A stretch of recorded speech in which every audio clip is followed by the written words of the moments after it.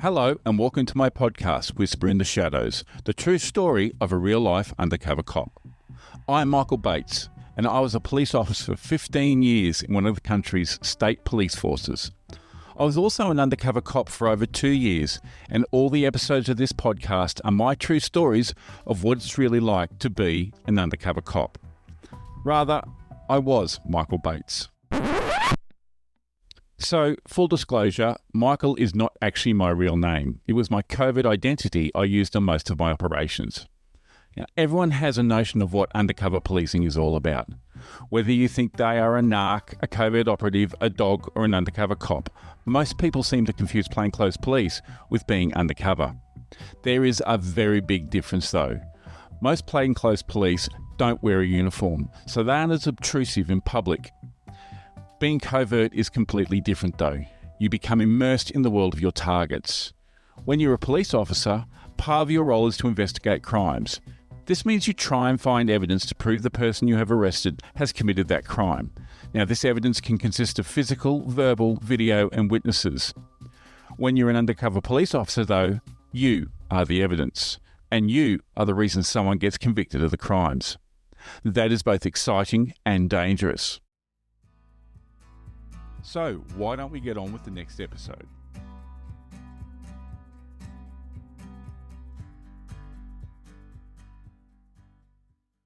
Welcome to Whisper in the Shadows podcast, the interview series. I'm Michael Bates, and I was an undercover cop for over 2 years. Now, you will have been listening to my stories of my time undercover. Well, I've decided it's time we heard from other undercover cops and let them tell their stories. Today, I'm chatting with Tommy, who is a current police officer and undercover cop based in another country's police force. Afternoon, Tommy. How are you today? I'm good, Michael. How are you doing? Thanks for having me. I am good too, and thank you for agreeing to join the podcast and also for agreeing to have a chat about your experiences, both police and undercover. Okay. Now, before we go any further, I do need to make a disclaimer that Tommy is actually a covert identity that you've used, and obviously we won't be using your real name or anything that is able to identify you as you are currently still working. Thank you. Yeah, that's correct. Still on the job. Lucky you.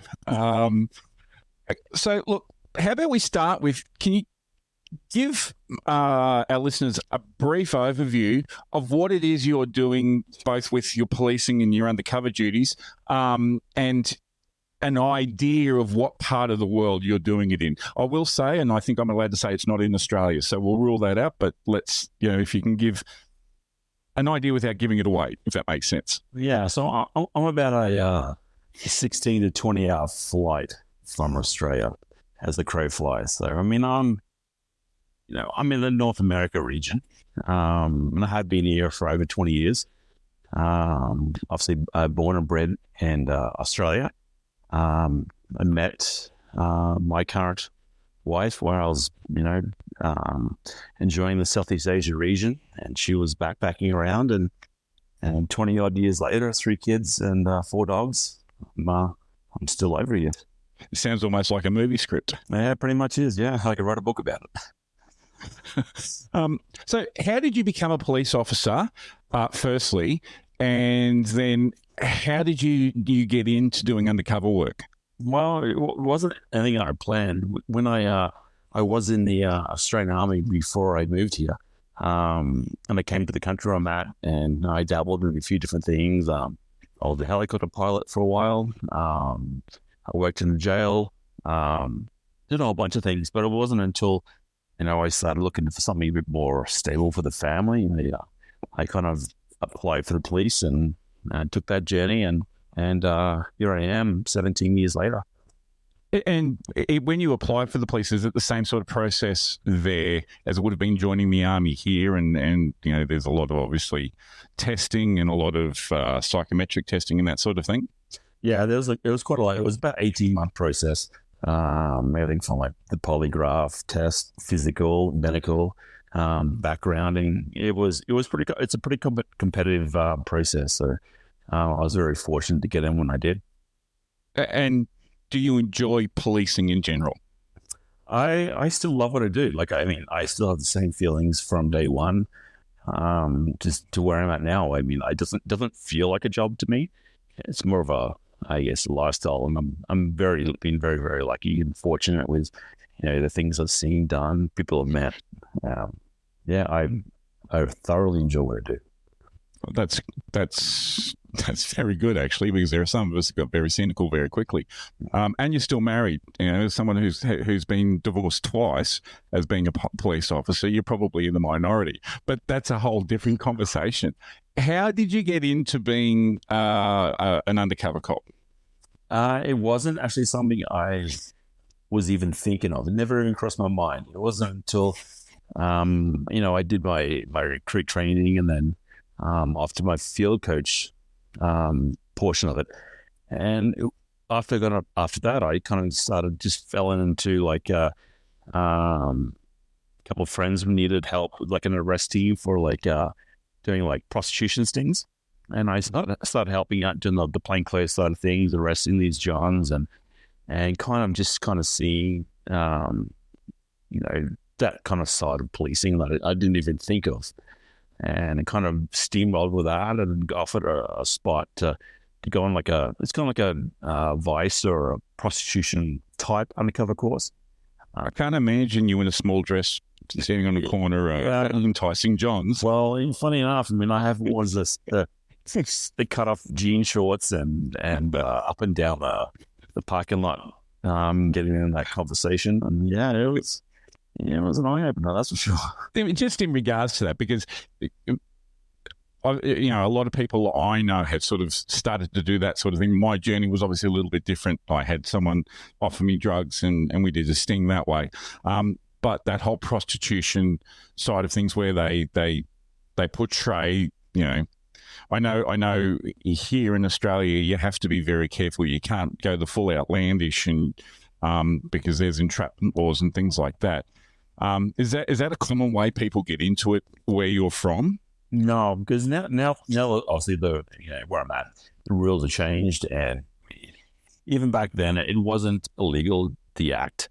What was illegal was the communication for the purpose of prostitution in the community. And usually those type of stings were targeting people, not to put them in jail, but actually to help the prostitutes get kind of the help they needed, and stop those people from preying on those girls. That was the main part of things. Yeah. And so from there, did you have to do, like, was there a squad? So we have actual covert squads that, are based within the police forces, and they do it for the entire states. And you have to do a course to get in there. Is that the sort of route you had to take, or was it more an organic type route? Yeah, at the start, it was like a 2-week course, kind of like a mini version of the undercover course, but it's all centered around prostitution, massage parlors, kind of powers of arrest, and kind of like just getting the uncomfortableness doing it. And back then they had like maybe 4 or 5 full-time people that targeted it, and they'd bring in general duty members to come and help out. Ones that are trained would do the prostitution, or the male or the female John, and then the ones that weren't trained kind of did the arresting and the paperwork. So you kind of got that build those building blocks of getting into it. Now, I will get you to relay some war stories, as we call it. But I guess one of the sort of things is, so you started in that prostitution. You've been doing this for a number of years now, part-time, if I'm correct? Yeah, no, I've actually been full-time 12 years in total. It's just about my whole career I've been covert of some capacity. And what other sorts of areas have you moved the investigations into? So I started off just that intro into the prostitution side of things, and then I kind of graduated into the full undercover course, where going into undercover drug buys, homicide files, buying guns, anti-corruption type files. I mean, you name it, I've done it. You've done the whole gamut. I've been the whole full circle. Yeah, fair enough. What do you think is a common myth that people have, or a common misconception rather, that people have about being an undercover police officer? I think probably the thing in the movies where you see these guys go undercover, and they're on their own. They're gone out. Here's the keys to the truck. Off you go and buy drugs. It doesn't work that way. Usually, you have such a big support and cover team, behind you that people don't see. That doesn't portray in the movies and whatnot. But you have that safety net. I guess without going into specifics, we had controllers, so there was always a detective from the various squad that you were working in the area in. I saw mine on a daily basis type deal. They didn't come like you're talking about when if we were doing by bus, they would come with us, but they wouldn't come with us, for every single buy. Is that slightly different in your case? Yeah, usually from how it works where I'm at, our whole team is kind of,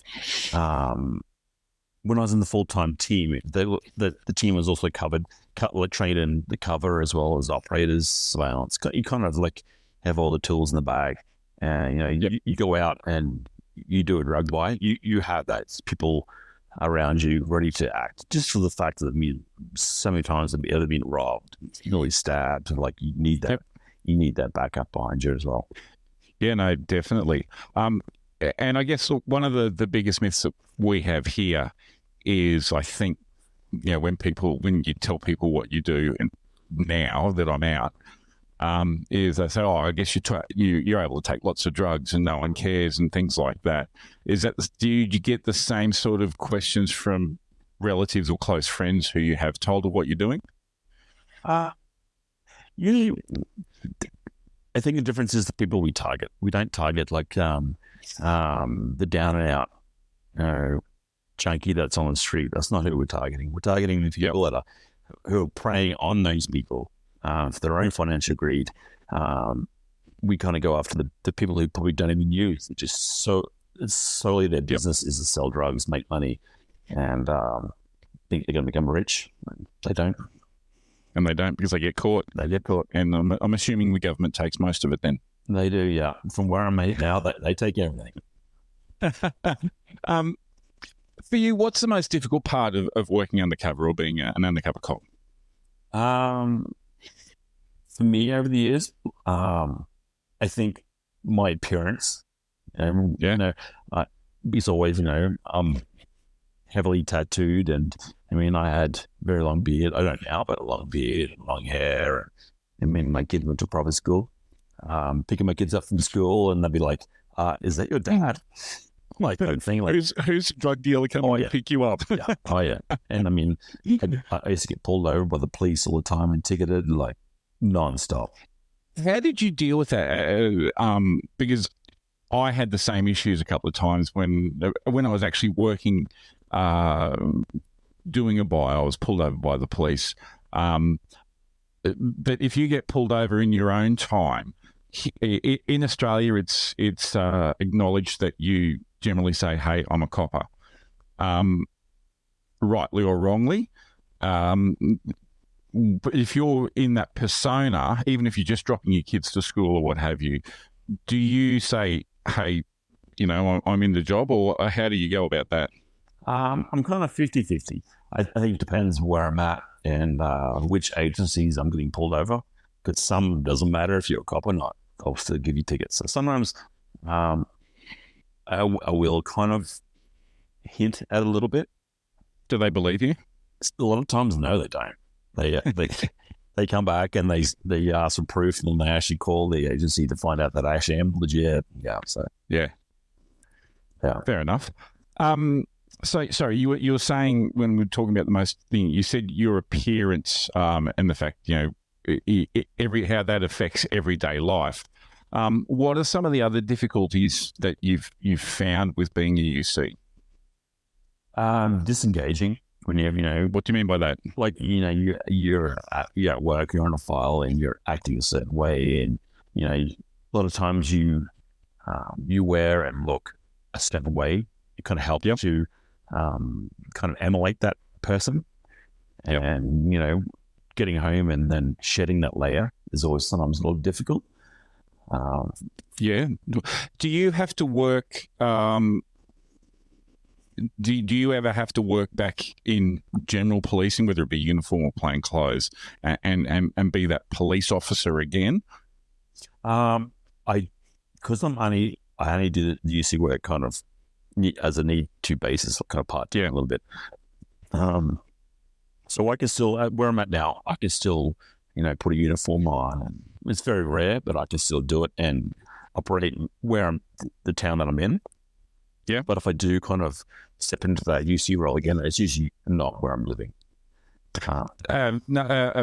Which is a good thing, I think, because if they try to get you to do something where you're living, that becomes dangerous. I guess what I'm thinking of is that disengagement or that disconnect between you've got this persona who is a criminal for all intents and purposes, and then the next day you could be putting back on a uniform and being a police officer.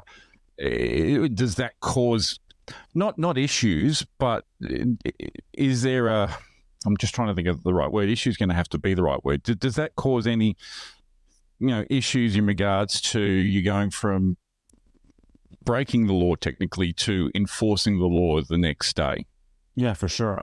But the one thing that's always helped me is how you dress, how you look, how you speak. It's how you act. If I'm wearing a uniform, clean shaven, I look presentable, it's easier to be that role.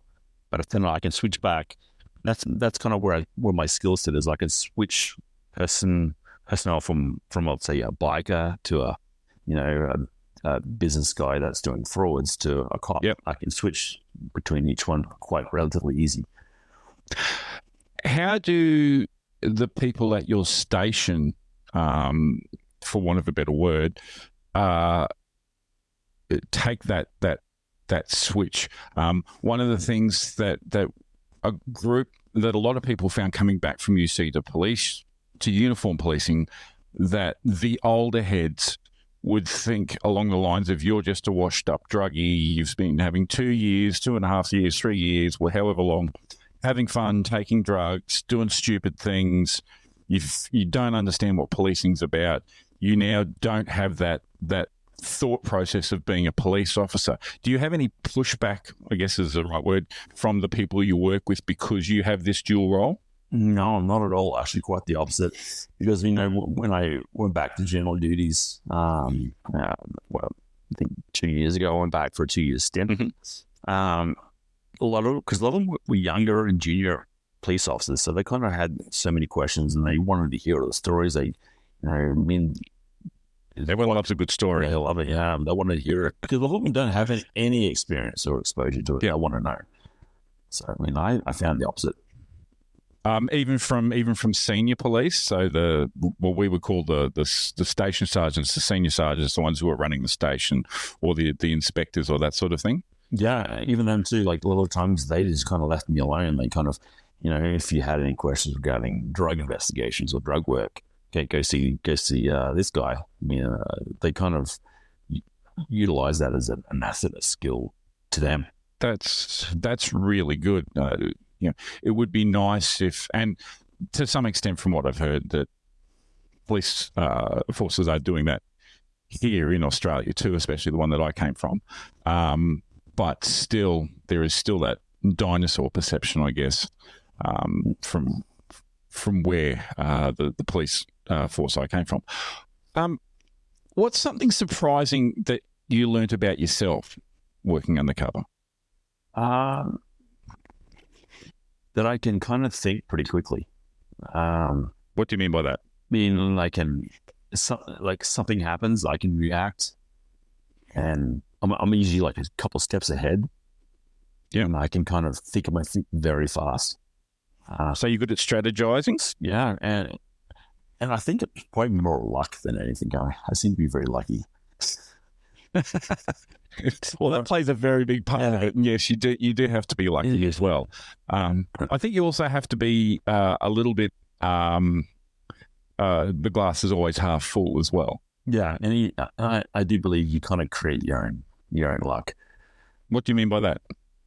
For me, I had this thing where I work really hard. Knowledge is power. I'll start getting into something that has nothing to do with my job, but kind of like one of those things. Oh, it's good to know. Like, I mean, and then I can kind of fall back on that. There was someone once told me that for a lie to be believable, there has to be a small amount of truth in it. I guess what you're talking about is if you're going to pretend to be someone you're not, you need to have outside interests and understand things that you can weave into that don't reflect back on you. 100%. Like, it's easy to talk about something you know. I mean, and if I talked about frauds or finance, I'd look like an idiot. I absolutely have no idea. And I wouldn't even try. Yep. But, I mean, I can talk about things that I know. I mean, working in a jail, I've worked in a jail. I know how it works. So I can talk about that. Yep. And I mean, I could, even if I'm bullshitting, I can make them believe it as well. And growing up, my mum always said, "Oh, you never, you lie too much. You're never going to make a life out of lying." I'm like, Yeah, little did she know. I'll come back to something we just said earlier, but just along that path of when you were young, did you ever do any acting or anything like drama? I think they called it at high school or that sort of thing. Were you ever interested in anything like that? No, not at all. Nothing. No, I was terrible at school. I think I left at year 11. Did you do any sports? I did sports. I did a lot of team sports, and that's something I really, football and cricket and whatnot. And so this, I guess, this ability to be able to become someone else, and the ability to be able to strategize. I would assume the ability to be able to strategize would have come from your time in the military.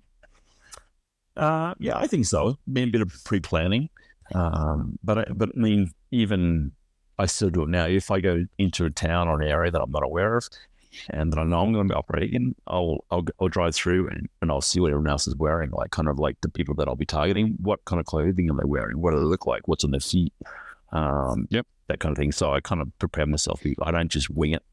I kind of have this thing in my head that, okay, this is what I'm going to be. This is my personnel for this file, and am I going to be an Australian tourist or am I going to be whatever? And everyone loves Australians. They do, They do. It's a very unfair advantage. That would also be limiting, though, I guess, as well, because you would eventually become known as the Australian undercover cop. Mm-hmm. Yeah, you would think. But I mean, I've been 2,000 drug buys. People still haven't. Are we saying then that criminals are basically stupid? Yeah, well, they haven't figured it out yet. So one of us is stupid, and I'm not sure which one is. Fair enough. Getting back to that, I guess something surprising you learnt about yourself. What surprised you the most about undercover work when you first started? Or what was the biggest lesson or the biggest learning? People always think that you're going to be the A-type personality, the loudest person in the room. That's just not the case. I'm definitely not A-type. I mean, I'm very, if I go into a room with people I don't know, I'm very in the corner, grey man. But I'm also watching and figuring things out in my head. But I think, you don't always have to be the loudest person. How when you have that first meet or that first interaction, is there a nervousness? Do you have a anxiety or anything like that? I mean, I think a little bit. Everyone, you'd be crazy to say if you didn't. You always have this fear of the unknown. What's this person? What's they going to ask me? They're going to maybe want to, try the drugs first, or they're going to try and rob me. I mean, you got these things running through your head. But I think once you kind of take that first step in the car or the first introduction, he's probably, he or her, probably just as nervous as you are meeting a person for the first time, doing, selling you drugs or selling you whatever. Because they don't know if you're an undercover cop or not. Yeah, and a lot of times they're worried about getting ripped off or stabbed or shot as well. So, do you have any rituals you go through before you go for a bite? I mean, as lame as it sounds, before I got out to do something, I would take 3 deep breaths. Yeah, for me, I kind of like cleanse myself, what I'm wearing, what's in my pockets. Have I got my personal cell phone in my pocket as well? I mean, everything from watch to rings, something. Knowing the car that I'm getting into, kind of like where the door handles are. Okay, these are little things that I'm thinking about. Okay, what ifs? I kind of run through those quite a bit. I'll get you to tell some war stories and sort of talk us through some of the mundane and then the more hairier buys or jobs you've done. But I just want to go back to, you were talking about that persona that you have, and then you get home and you take those clothes off and you become you again. And I don't want to get too personal, but how has that impacted your relationship? Obviously, 3 kids, a wife, still married after, I think, 20 odd years, you said. Mm-hmm. Your wife must be very understanding. Yeah, she is totally. I mean, she doesn't ask a lot of questions because she doesn't want the answers. I mean, she likes hearing the cool stories, but and I'll tell her what happened at work, and then she relay it. We'll go to people that were close friends, and then she'll tell the story for me because I hate telling it. My daughter, she's 13, and she never knew I was a cop until last year. Righto. Yeah, so she, for all these years, and then I went back to General Patrol, and she's saw me in uniform, and she's like, "Oh, you're a cop?" It's like, "Yeah." What do you think it was? Oh, I thought you were a firefighter. Like, fair enough. I was going to say that must have been fun when they had take your father to school days and things like that. Yeah, I was talking about your father's career. I was never invited to those. Because you were the drug dealer. Yeah. All right, look, let's get on to, I guess, some stories about what you've done. I guess similarly, you've had to listen to some of the episodes I've done in relation to this. So some of the things that you've done that you think people listening might be interested in just telling those stories that you obviously hate telling that your wife loves. Yeah, just kind of a brief of everything. I mean, I've purchased anything from 0.1 of a gram of cocaine, fentanyl, to all the way up to 8 kilos. How does that work, and how long the 8 kilos talking to buy? How long does it take to plan that? How long does it take to get to an 8 kilo buy, and how does that work? Well, I mean, this is not an anomaly for the UC world. Like, this file I was a part of was part of a homicide. I think it was a double homicide file. Related to a group that eats tacos and lights Corona. Okay. That kind of started involved in those, and then they had an operator. They wanted an operator to come in and try and purchase drugs in this group, and that happened to be me. And I kind of started off small, and before I know it, the file just got bigger and bigger, and they're utilizing more. And I think I did 10 meets with this person. And on the 10th meet, he was able to sell me 8 kilograms of meth at the time, and I hadn't even shown him money or exchanged money or anything until he got busted, took down, and then. How does that work? The takedown. If you can give, I guess, a little bit of insight into, you see it on the TV where the undercover is bundled up and taken away and sat in the car and then complaining about the fact that, hey, I haven't done this or I haven't done that or I need to do that. And it's, oh, no, it's all for your safety. We had one undercover buy with me where I was locked up. How does that work at something at that height, at that level rather, with that size drug? With that one, it was like our kind of SWAT team. That was kind of like a big file. I mean, they took that him down pretty hard. They took him down when I wasn't there. Okay. Just because the fact that he was armed. And there was a big concern for them. A lot of things behind the scenes that I didn't, that I wasn't made aware of. Think that's a good thing or a bad thing you weren't aware of them? I always like to know. I always assumed everyone's armed anyway. So, I mean, to me, it would have been the same as if I hadn't known or not known. Do you carry when you work? About 95% of the time. Okay. Yeah. Just the fact where I'm at and the danger that we kind of face. And there's been a few instances where it was very fortunate that I wasn't at the time, but there's been times where I wish I had been. is, and you know, the question that always comes up when you're a cop, the kids always ask you, or idiots always ask you, have you ever shot someone? I'm not going to ask you if you've ever shot someone, but have you ever been in a situation where having your firearm with you working undercover, you've technically had to use it to make sure that the threat of you using it was seen as real? There's probably about 3 times where I probably would have used it if I had it. Can you elaborate on any of those? Yeah, so the first one was actually weird because when I was doing my undercover training, my first drug buy was I just bought like a dime bag of weed or whatever from this guy.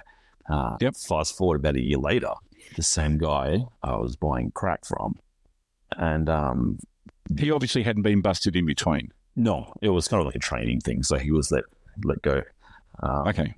So fast forward a year, I was buying crack, small amount, like $20, $40 worth of crack.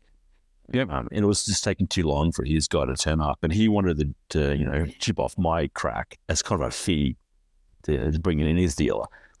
Yep. And it got to the point where it's just taking too long, and I got the signals getting there, end it. So I tried to end it, and he was having none of it, and basically went from, no, you rip me off. I've done all this work for you, and then he tried to stab me over $40. Basically gave him the money, gave him a cell phone, and see you later. I'm out of here. And then he was swinging for. Did he get picked up? Did he get picked up relatively soon after that? Yeah, my cover team kind of intervened, kind of not identified himself as police, but kind of intervened so that I could get away.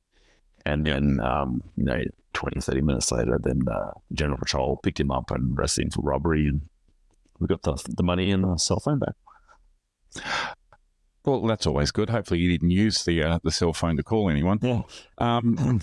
Okay, so we've just kicked over the half-hour mark. What we might do is leave the interview here and save the rest until the next episode, which will be in a few days' time.